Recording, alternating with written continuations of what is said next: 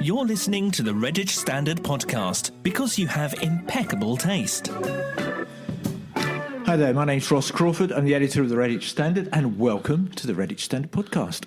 Today in the studio we have my colleagues from sales, Wayne and Steve.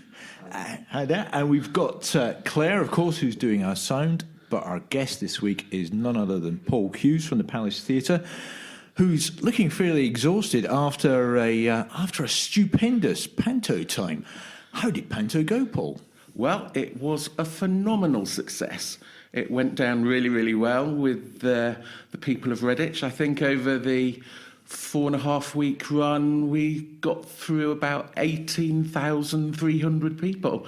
So we did about 93% of the available seats. So that's incredible. That's why we're a bit tired.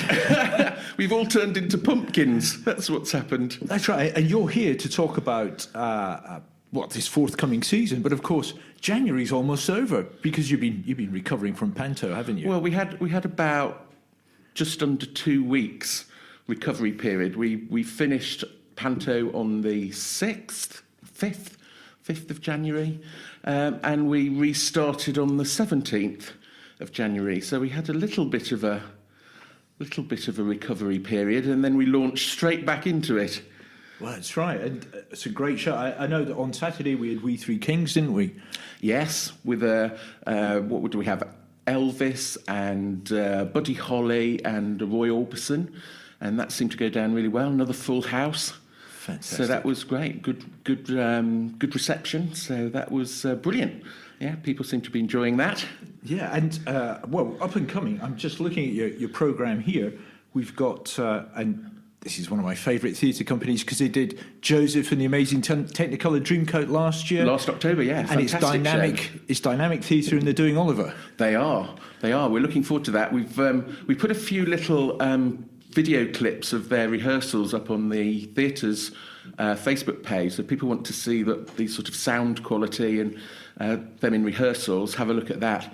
The girl who played the narrator is playing Nancy, and she's just got a stunning voice, lovely Lauren. And I'm sure that we're going to be in for a fantastic week with Oliver. Yeah, I'm sure you are. I remember last year, I thought it was better than the West End because the Palace is such an intimate theatre, and you were right there. I thought it was fantastic. Yeah, you're drawn right in, aren't you, at the Palace? That's one of the lovely things about it. There isn't really a bad seat in the house. It's very intimate, and you can get involved, and it really does draw you in, and that's one of the most beautiful things about the building, that it does get you involved. And the thing about Oliver, it's a great show as well, isn't it? It's not like it's like the Dickens novel on speed, isn't it? It's just really yes, geared it up. is. And everybody knows the songs. They all know Food, Glorious Food, Consider Yourself, I'm Reviewing the Situation. They're all fabulous numbers that everybody knows. Papa, set in the pub where they're trying to get Oliver away.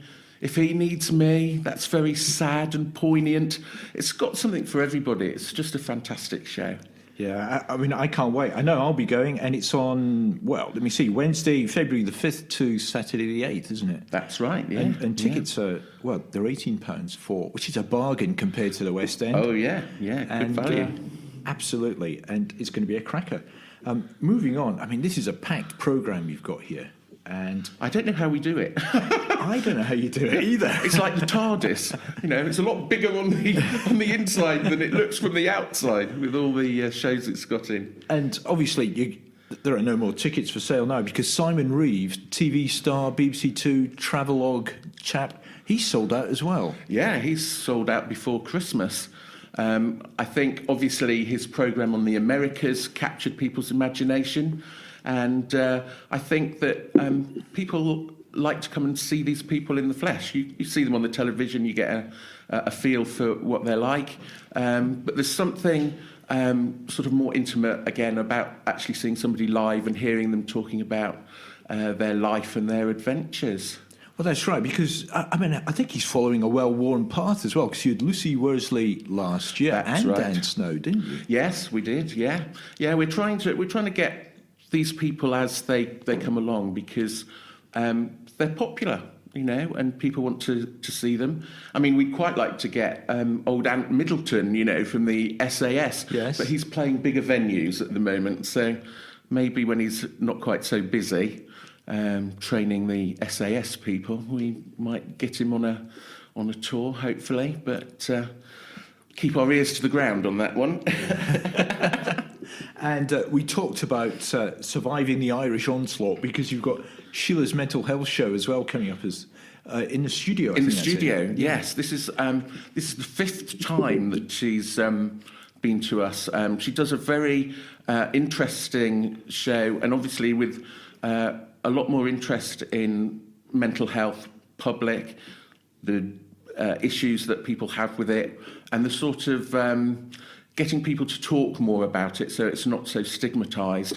She presents it in a interesting and funny way, and I mean, she's actually a mental health counsellor, so it's an interesting evening, and I would recommend it to anybody if you can survive the Irish onslaught. She's a very bubbly lady. She is indeed, and she brings along her companion, this lady who gives you a bear hug as well. Yeah. So not only do you get your ticket, but you get a bit of solace and comfort at the same time. That's right. That's what it is. Yeah. It's all good. This lovely hug as well. And I know I talked to you this before, but you've got this chat, Great Balls of Fire, the music of Jerry Lee Lewis. I love the music of Jerry Lee Lewis. And tell me a bit about. Well, he's a Boogie Williams. He's a bit before my time, but this is a new before my time as well. I mean, it's a new show for us, so we're not quite sure what to expect at the moment. It comes from the Lynn Steele stable, who usually brings us sort of fairly annually the Roy Orbison show. So we're expecting great things from it. Because they do a high-class production, and I think you like that sort of boogie-woogie rock piano sort of evening. I think it should be a good one. It should be a good one. We're dipping our toe in the water with this, as it's a new venture from them. So, and we want to try something different. There's only so many Elvises and Roy Orbisons you can have. So let's give Jerry Lee Lewis a go. Well, he was a phenomenon in his time, day. He? Yeah. Well, he was a bit controversial as well, wasn't absolutely, he? Yes. With numerous wives. With numerous young ladies, I believe. Yeah. But my goodness, he could play the piano. Oh, no doubt about that. You could see the sparks coming off his fingertips when he got going. Yes. Yeah, that's right. And I mean, I love seeing these BBC 4 on a Friday night. It's got this, these old music shows, and not a week goes past, but Jerry Lee Lewis will be appearing with some of the greats. That's it. Absolute greats. And I mean, you've got comedy as well. You've got great shows, Magic and Motown. I'm looking at here. That's always a popular one. I think that's done sort of about 270 seats so far. So if you're interested in a bit of Motown magic, come along to that. It's a great night out. Fantastic. And I mean, I've got to give a shout out here to Aswood Bank Operatic Society. Oh, Orpheus in the Underworld. A bit of the can going on in there. Exactly. I know Steve Skinner. He's a great bloke. He's directing it. Yes, he's directing it. We're going back to the Greek time of the Greek gods. Yes, it's meant to be a bit racy as well. Yes, yeah. I think there's a scene down in Hades or Hell to people who aren't quite sure what's going on. And that's where I think we actually get the can, and there's sort of mistaken identities, and it follows the story of Orpheus trying to get his wife back from Hades himself, I believe. Yeah. And it is a comic opera, and it's got great tunes in it. An older sort of show, but well worth coming to see. They usually do a cracking production, actually, Aswood Bank. Good quality. I agree with that. And the great thing about it's music's by Offenbach. It is. 19th century, but everyone knows the can. They do. And they'll have some young can dancers there, so it's well worth going, probably just for that. No. And it's a great story. I think everyone knows the story, and the way it's told, the libretto. Libretto, yeah. It's got the right word. Yeah. I think it's going to be a cracker. And A light-hearted evening, yeah. It's a comic opera, so. Yeah, and Abos, they're great. They're a great troupe, and they've got some great people singing. They've got a good cast put together. Excellent cast. They'll have a live orchestra. And that's, I'm reading the dates here, that's from March the 11th to the 14th. Right. Yeah. And it's going to be, it's described here as Offenbach's naughty French romp through Greek mythology. There we go. And we'll have left the EU, so we're going to go back to it in March for a bit of French comedy. Ooh la la. Yeah. Ooh la la. Yeah. Another return booking is Richard Digans. Yes, he's a regular, isn't he? He's coming back to the studio. We have him fairly regularly. We keep thinking it's like these return tours. You know, he comes back to. He's a great raconteur, great storyteller, and he's got some fantastic songs. A bit in the sort of Jake Thackeray sort of mode, and. He does a good show. He does a good show. It's well worth trekking up the stairs to the studio to come and see him. Yeah.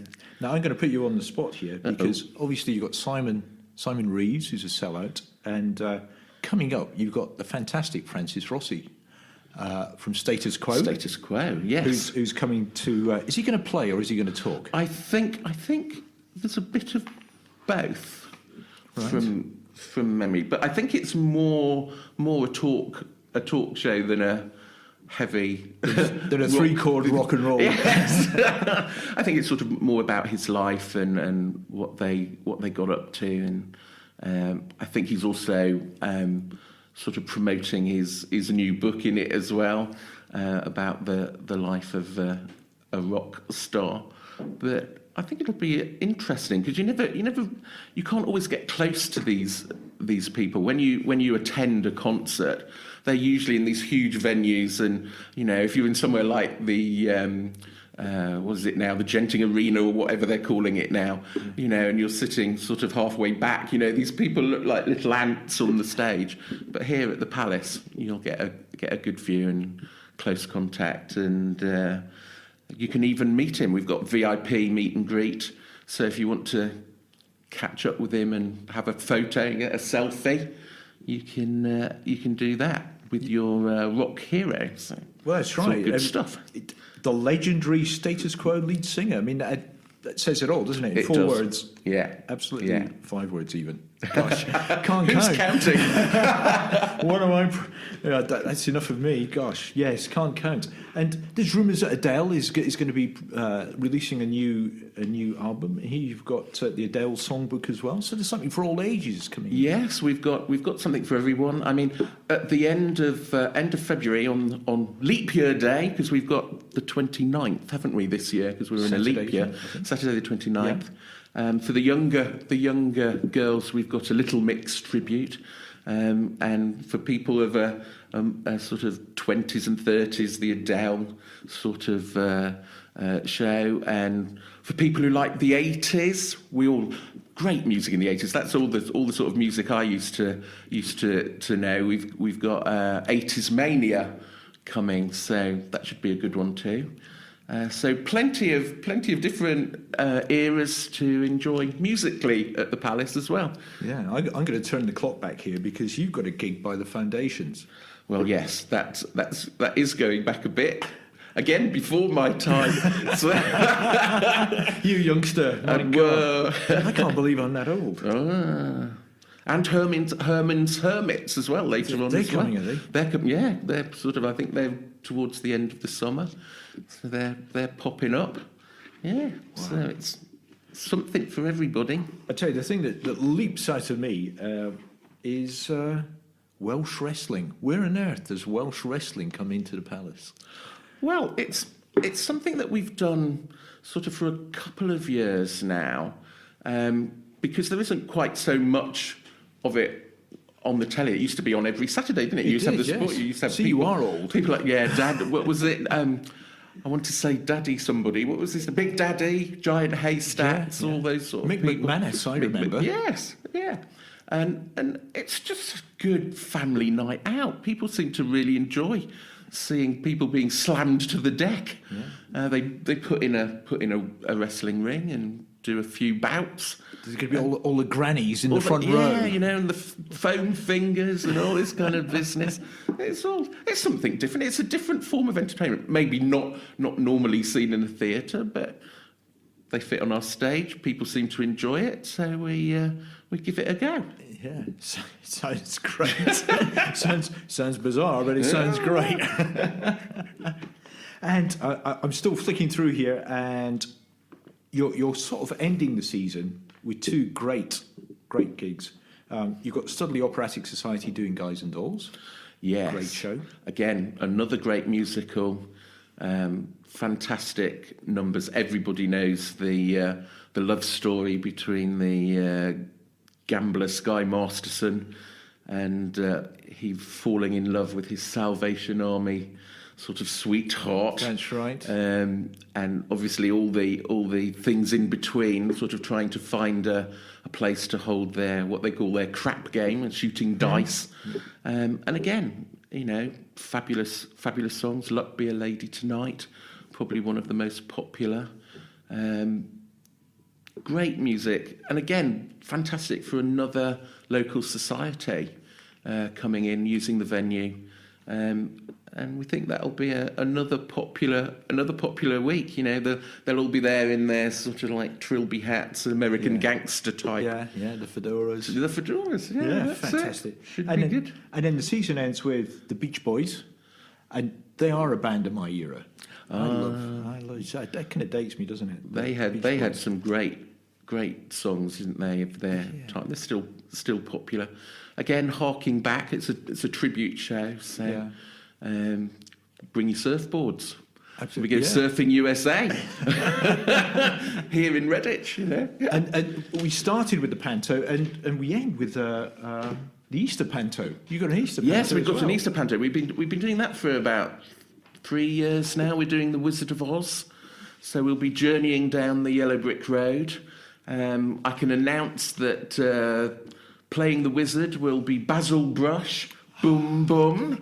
I remember Basil Brush as well, yeah. We all remember Basil Brush. Poor Mr. Derrick passed away. He passed away, yes, a week or so ago, 2 weeks ago.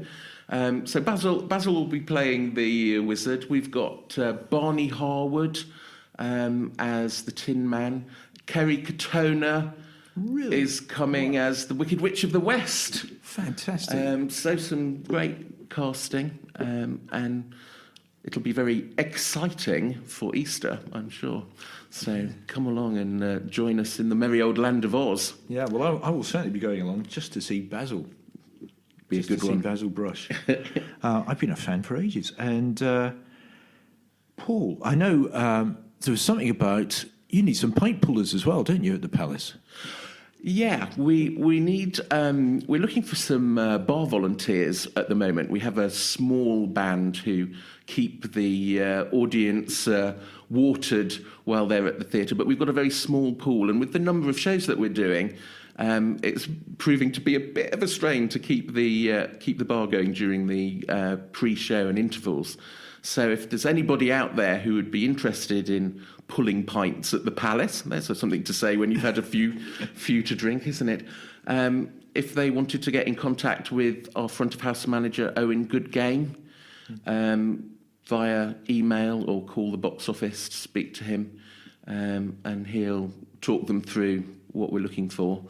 Obviously, you've got to be over 18 to apply, and we look forward to welcoming new people to the volunteer Palace family, which is sort of a good social experience. You fight off the thirsty hordes. But yes, we are sort of looking for new volunteers in that area. So we'd be grateful, and we'd look forward to receiving some response to that plea. Well, that's right. And although you can't pay them, you're giving them invaluable experience, aren't you? That's right. And there's the social aspect of it as well, and people coming out and joining basically the palace family. So Yes, it's good for work experience maybe if people want that. It's always useful to put on their CV, you know, that they've done that if they're moving onwards. And we'd be delighted to welcome them into our fold. Fantastic. Paul, I just can't get over the breadth of shows that you've got, you know, in this quarter, in this season. It's just amazing. Well, if you remember when we did the one at the for the autumn, you said, how are you going to get through all of those? I said, well, I don't know. It'll be the last man standing. And we're still standing. And we're up to it again. We're just about to start the summer brochure. We're just putting the summer brochure together now.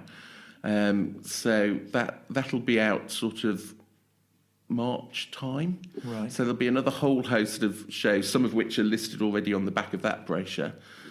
So again, look out for some fantastic productions coming up through the summer. Okay, that's great. And if anybody hasn't seen the brochure, it's available, of course, at the Palace. We've got lots of copies in our reception You area. have. I've just restocked you. You've just restocked us. And obviously, it's all available online. It's all available online. At yeah. www.redditchpalacetheatre.co.uk. That's it. You can, of course, call the Palace on 01527 65203. And, well, it's all happening, isn't it? It's all happening.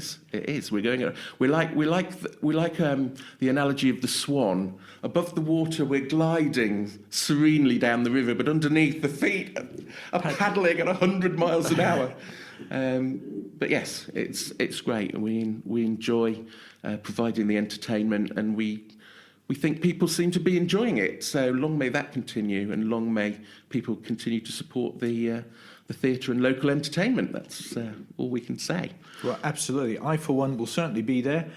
Thanks for coming in. I know you're going to stick around. Just to round up the show, just a few news items that are going to appear in this week's paper. Woodrow First School. It's a fantastic school. I'll admit I'm biased towards Woodrow First School because I'm a governor there. But they're raising they've started a GoFundMe campaign to repair their swimming pool. They've got a swimming pool. They've got a swimming pool. Well, there you go. I never knew that. That's something I've learnt today. Absolutely. I think Woodrow could be the only first school in Redditch that's actually got a pool. I may be mistaken. Well, that's fantastic, isn't it, for the pupils? Get an early start in learning to swim. Yeah, well, it's a vital life skill, isn't it, I think? Certainly is. And, of course, they've got the big Woodrow pond outside there as well, so you don't want to be falling into that and not being able to swim, do you, really? Well, that's right. Unfortunately, this swimming pool, it's been going for a few years and it needs repairs. It's beginning to leak, and oh no. They've launched a fund to try and raise £30,000 to repair it. So it's a really ambitious target, and they're hoping that the ordinary people of Redditch will chip in, will contribute, but also some bigger companies might get involved to help them out. Well, maybe a bit like Nick Knowles, SOS, maybe contributing kind with tiles or cement or whatever they need to waterproof the pool and get it up to scratch. Those sort of things might be quite useful as well if big business is in a giving mood, which we hope they are in the new year. Well, that's right. And, more power to them. Like I say, I'm biased anyway, but we're really all getting behind this campaign, and hopefully for the children, for today's children and the children of the future, it can be done and repaired, and they'll learn this important life skill. So will we be seeing you there with your water wings, taking a plunge when it's all sorted? That's quite interesting because when I was a wee boy in Dumfries, I learned to swim when I was at primary school. And I remember the swimming pool in Dumfries. It's quite famous because it's a 50-yard pool, and it was made 50 yards because of Again, we're talking about age here. It was just before we all went metric, and the idea was that yes.